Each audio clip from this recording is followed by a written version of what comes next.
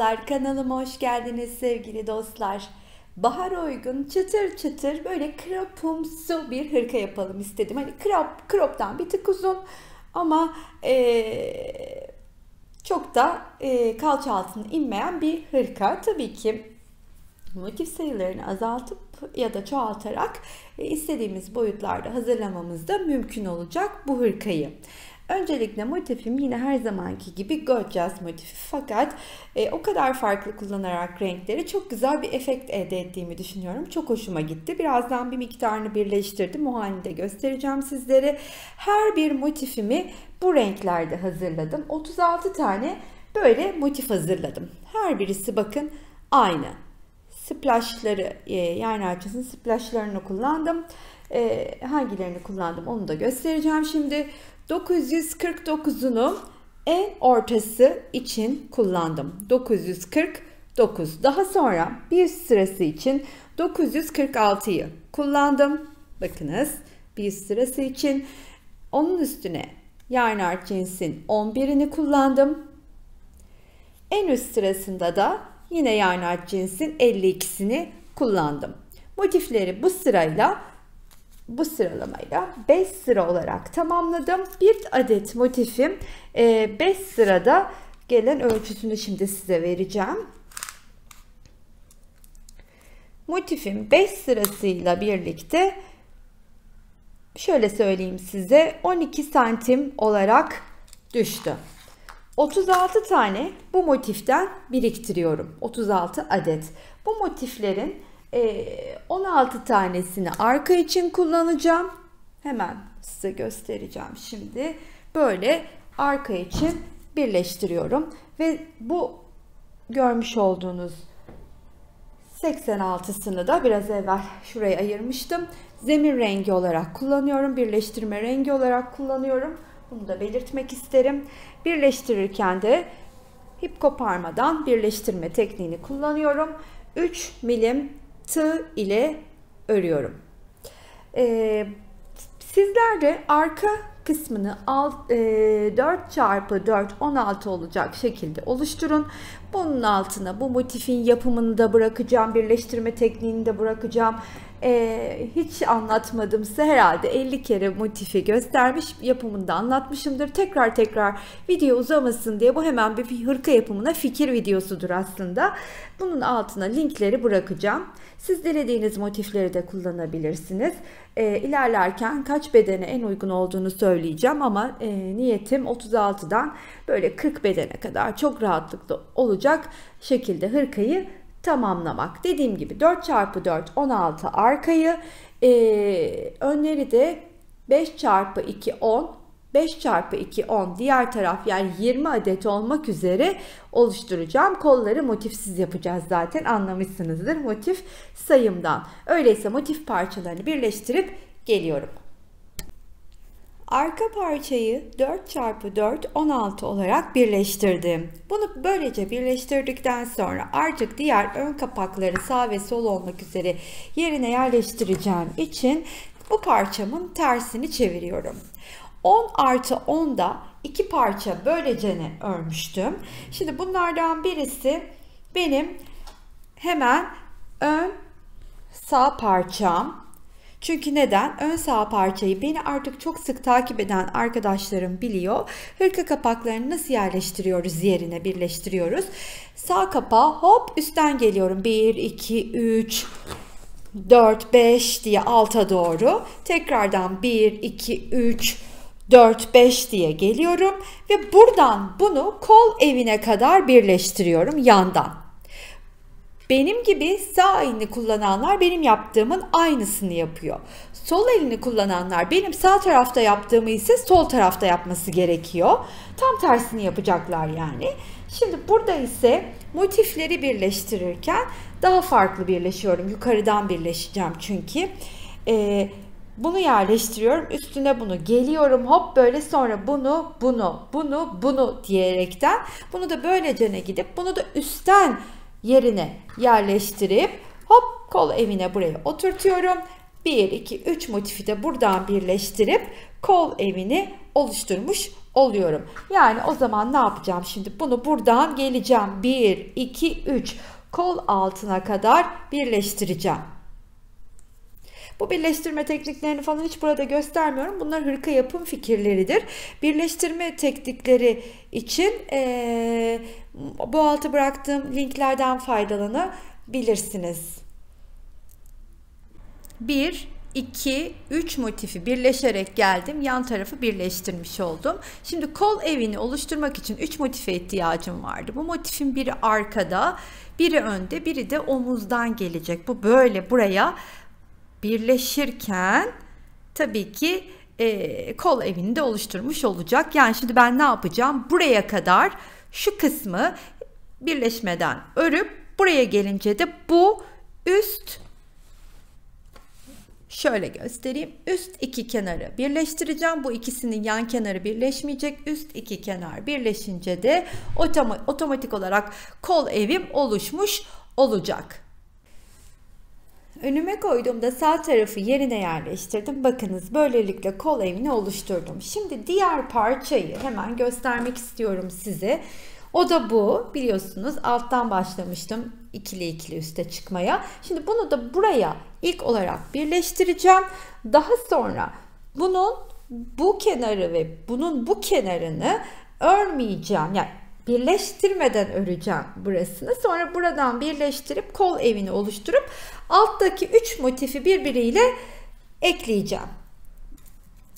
Hırkamın ön kapaklarını arka parçaya birleştirdim. Şimdi size böyle bir genişlik ölçüsü vereceğim ama önce tek tek şöyle ki motifin size birleştirmeden öncesini söylüyorum. Motif birleşmeden önce 12,5 santimdi. 12,5 santim. Şöyle hemen bırakayım. Hatta ya 12 de diyebiliriz aslında. Motif birleşmesi olmadan evvel 12 santim. Motif birleşme kenarı ile birlikte 13,5 santim. Hırka tam olarak yatırdığımda, enini açtığımda 56 santim, yani etrafını da geçeceğim. Çok rahatlıkla 42 bedene kadar uygun bir hırkayı örüyorum şu anda. 36'dan 42'ye kadar. Tabii 36'da salaş durur, 42'de daha üstte oturur ama duruşu güzel olur. Şimdi gördüğünüz gibi her iki tarafta da kol evini oluşturdum.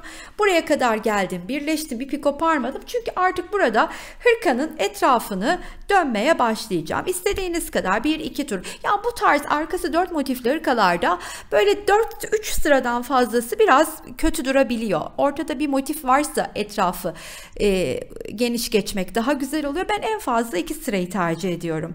Şimdi bir sıra olarak örmek niyetindeyim. Siz hani üstünüze giyip duruma göre değerlendirebilirsiniz. Onun için de tam olarak şimdi buraya geldim. Bu son motifi buraya birleştirdim ya. Ne yapıyorum? Beni bilen, önceden takip eden dostlarım biliyor. Şimdi buraya geldim. Tığımın üstüne ipimi aldım. Burada ortaya düşmek istiyorum ki buraya şöyle geliyorum. Bakın ortaya. Hop.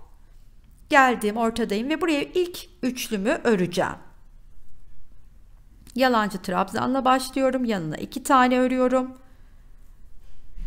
Bakın buraya ilk üçlüyü ördüm. Yani geçişlerde bir üçlü buraya, bir üçlü buraya yapacağım. Aynı şeyi burada da yapacağım. Şimdi tekrardan geldim. Boşluğun içine 3 tane ikili trabzanımı örüyorum. Atlıyorum. Buraya da tekrar 3 tane ikili trabzan örüyorum. Dikkat ettiğiniz üzere aralarda zincir çekmiyorum. Zira bir kasma yaptığını hissederseniz, yani ihtiyaç hasıl olmuşsa, siz aralarda tabii ki bir zincir de çekebilirsiniz.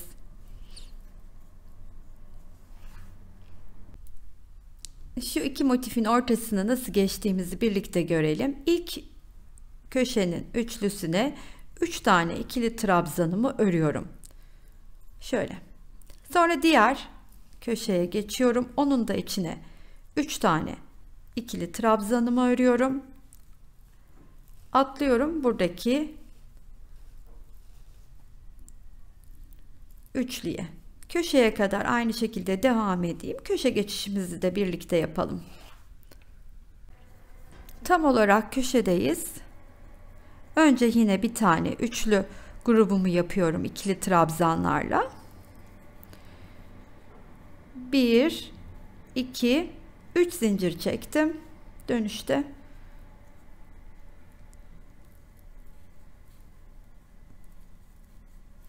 Şimdi tekrardan boşlukların içine üçlü gruplarımı örerek şu ta ki ense arkadaki geçiş noktasına geleyim. Orayı birlikte örelim.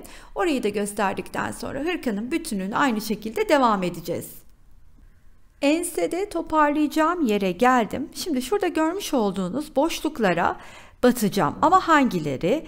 Şu köşe boşlukları. Göstermem gerekirse şu, bakın şöyle biraz kadrajı ayarlayıp giriyorum. Şuradan, şuradan ve şuradan söz ediyorum. 4 tane noktadan toparlayacağım. İlkine batıyorum. İlk köşeye batıyorum. Bir kere de çıktım, tığımda tuttum.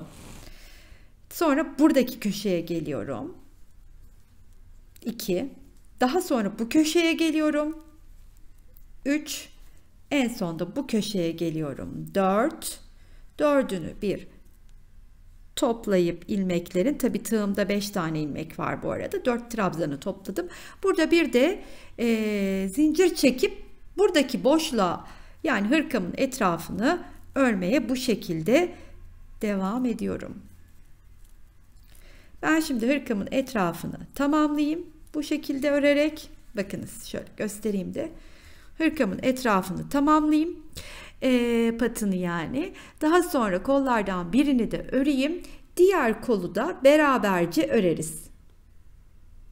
Evet, hırkamın etrafını size gösterdiğim şekilde tamamladım. Şimdi istedim ki bir turda şu renk ipimle, yarım trabzanlarla geçeyim istedim. Bunun için de hemen bir ilmeğimi alıyorum ve hırkanın herhangi bir noktasından şöyle çıkarttım ilmeğimi. Ki onu genelde kol altına gelecek olan kısmı, hani o başlangıç noktamızın daha az görünmesini tercih ettiğim için kol altına gelen kısmı tercih edip oradan başlıyorum. Tığımın üstüne ipimi almıştım.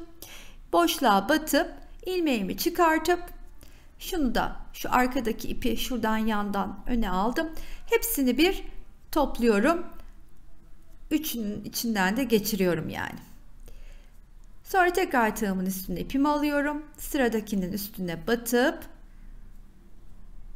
işte bu mantıkla ilmeklerin üstünden geçiyorum. Şöyle. Köşede de geçişi nasıl yaptığımı, bir de tabii ki ensede de nasıl geçtiğimi size oraya geldiğimde göstereceğim. Köşeye tam olarak geldiğimde de köşenin içine 5 tane yine yarım trabzanımı örüyorum. 3, 4 ve 5. Daha sonra aynen ilmeklerin üstüne örmeye devam ediyorum. Enseye gelinceye kadar.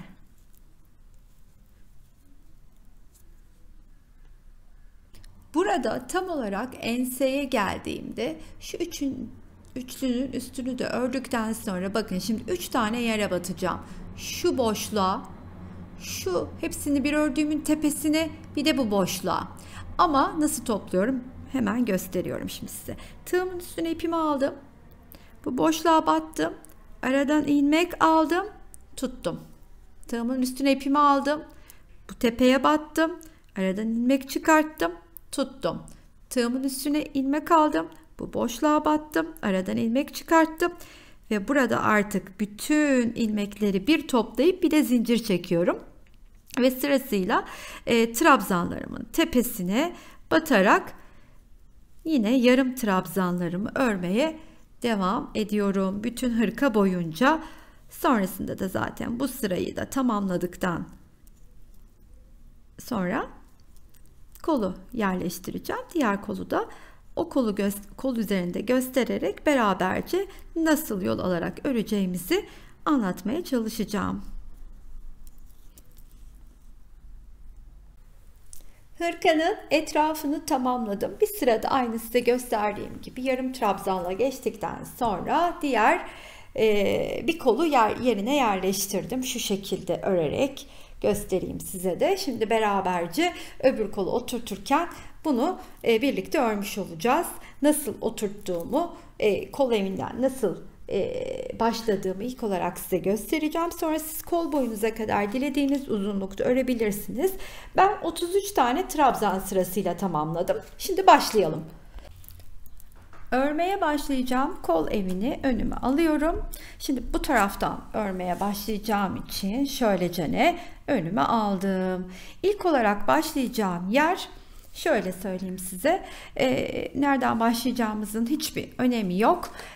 Sadece şöyle arka tarafa doğru olan yerden tutturacağım ki şuraya bir an evvel geleyim. Şuradaki toplamayı nasıl yaptığımı göstereyim. Çünkü buraları genelde aynı olacak.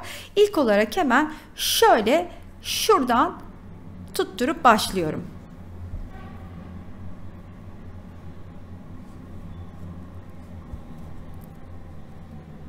Sonra kol evine, kol altına gelen yerden devam ediyorum zaten gözükmesin diye. Şimdi size burada göstereceklerim olduğu için nerede ne yapıyorum, ondan böyle başladım. Normalde ben hani video çekimi dışında yapıyor olsaydım bunu koltuk altından başlardım. Bu benim başlangıcımı, beni takip eden arkadaşlarımın hepsi biliyor. Üçlü trabzanla başlıyorum. Yalancı trabzan örüyorum ilkini. Şimdi buraya geldiğimde etrafını örerken 3 ayrı örmüştük ya. Burada kolu çok bol yapmak isteyen arkadaşlar, böyle salaş bol bir kol çalışmak isteyen, hani moda kollar var ya şimdi kocaman çalışılıyor. O zaman bunu ve bunu ayrı çalışacaklar. Şu benim yaptığım gibi değil de 3 buraya 3 buraya. Ama benim gibi daha oturmuş dar kol isteyenlerse tam olarak benim şu an yaptığımı yapacak. Bir buraya, bir de buraya. Bu kısmı böyle geçecek. Onu göstermek istedim. Şimdi koltuk altına kadar geleyim.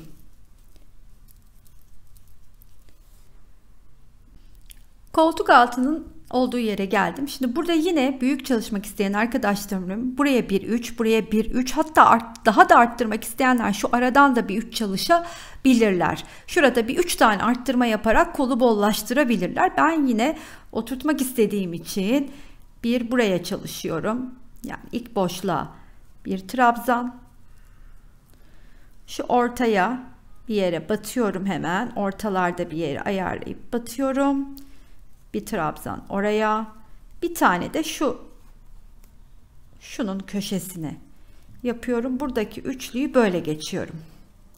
Daha sonra hemen yanındaki boşluğa yine 3 tane ikili trabzanımı, bundan sonra her boşluğa 3 tane ikili trabzan mantığıyla başladığım noktaya kadar geleyim. Detayları orada size bahsedeyim. Nasıl devam edeceğimizi. İlk sırayı tamamladığımda ilk yapacağım işlem, bu sırada yaptığım kafesleri, yani şu her birini 1, 2, 3, 4, 5 diye sayıyorum. Buradaki yaptığım trabzan sayısıyla ilk yaptığım koldakinin bu kafesli trabzan sayıları aynı olmalı, gruplar yani 1, 2, 3, 4, 5 diye saydığım buradakiyle buradaki. Bu 21, bu da 21. Benim sayılarım tuttu. Siz de mutlaka gözden kaçırabilir, yanlış örebilirsiniz. Sonradan fark etmek yerine başta sayıları kontrol edin. Benim kafeslerim 21, onu söyleyeyim. Ve yukarıya çıkışı göstereceğim şimdi size. Buraya geldim. Hemen şu trabzanın tepesine batıp içinden ilmeğimi çıkartıyorum ve 2 tane ilmeğimi birlikte örüp bir zincir çekiyorum. Hop, yükseliyorum. Etrafında döndür. İlmeği al, arkadan dolandır, ör. İlk trabzanımı ördüm. Kutucuğun. Şimdi diğer 2 adet ikili trabzanı da ördüm mü artık ikinci sıranın da ilk kutucuğunu örmüş oldum. Bunu belli bir sıralamaya oturtuyorum. Yani iki kolu birbirinden asimetrik de yapabilirsiniz. Simetrik de çalışabilirsiniz. Ben bu hırkada simetrik çalışıp diğer koldaki aynısını buraya da uygulayacağım. Şimdi ne yaptığıma bakalım. Burada yukarıya çıkmayı öğrendik. Bunu da sayı olarak 33 sırada tamamlayacağım. 22 kutucuk, böyle uzunlamasına da 33 tane var. Onu belli bir sıralamaya dizdim. İşte sarıyı atıyorum 8 sıra ördüm. 4 sıra yeşili, diğeri koyu yeşili, açık yeşili falan derken üzerime deneyerek istediğim boya kadar ördüm. Şimdi buradaki kolun birebir aynısını da sıralamayla diğerini öreceğim. Nasıl başladığımı, nasıl yukarı çıktığımı size gösterdim. En sonda da yarım trabzanımı da örerek bu renk sıralamasıyla tamamlayacağım. Diğer kolu da bitirip geleyim. En sevdiğimiz kısım, finale geldik efendim. Böyle cıvıl cıvıl, tam bahar kokan, efendim içinde erguvanlar, mimozalar, sümbüller, leylaklar olan bir hırka bıraktım sizlere. Umarım beğenmişsinizdir. Şimdi tekrardan söylemem gerekirse bu hırka 36'dan 42 bedene kadar çok rahatlıkla uygun olacaktır ki kaldı ki ben etrafını, patını çok ince ördüm. Siz daha kalın da örüp 42 bedene çok daha rahat uygun düşürebilirsiniz hırkanızı. Renklere gelince kaçar adet kullandım söylemem gerekiyorsa şayet, şu görmüş olduğunuz sarı, yani en çok görünen renk sarıdan 4 paket açtım. Biliyorsunuz yani artın hep iplerini kullandım ve iplerim 50 gramlık. 4 paket açtım. Dördüncünün büyük bir miktarı, yani şu kadarı arttı. Göstereyim. Diğerlerinden de 2'şer adet kullandım. Yeşilden üçüncüyü açtım, çok az kullandım. Yani adet olarak size ancak böyle söyleyebilirim. Siz de elinizdeki artan ipleri de değerlendirebilirsiniz. Bir tek zemin şu sarıyı 200 grama yakın tutmanız yeterli. Diğerleri 100 gram civarı uygun olacaktır. Umarım beğenmişsinizdir. Beğendinizse sizden hızlıca bir kalp rica ediyorum. Yorum ve beğenileriniz benim için çok önemli ve kıymetli. Tabii ki aboneliğiniz de öyle. Unutmazsanız abone olmayı çok sevinirim. İzlediğiniz için hepinize çok teşekkür ediyorum. Sıradaki videolarda görüşmek üzere. Hoşça kalın arkadaşlar.